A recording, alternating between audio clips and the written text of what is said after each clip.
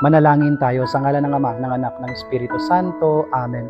Makapangyarihang Diyos sa manalumikha ng langit at lupa, nagpapasalamat kami sa lahat ng mga biyayang aming tinatanggap sa araw-araw.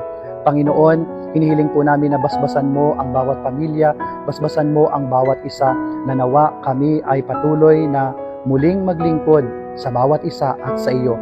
Panginoon, hinihiling po namin na tulungan nyo ang bawat pamilya, lalong-lalo na yung mga pamilya na nagkakawatak-watak, yung mga pamilya na nawawala ng pag-asa, yung mga pamilya na hirap sa buhay. Panginoon, ipadama mo po ang iyong pagmamahal sa bawat isa. Ipadala mo ang iyong grasya, ang iyong tulong upang kami ay muling makapaglingkod sa iyo. Panginoon, ganoon din naman inilalapit namin sa iyo ang lahat ng mga taong nahihirapan sa buhay, ang mga taong pasukuna, ang mga taong nawawala ng pag-asa, ang mga taong pagod na sa buhay.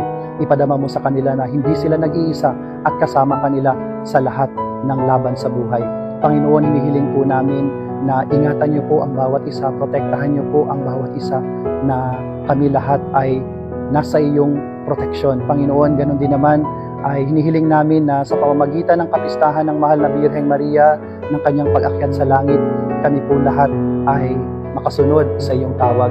Panginoon, hinihiling namin ito sa pangalan ni Jesucristo na aming Panginoon ngayon at magpa sa walang hanggan. Amen.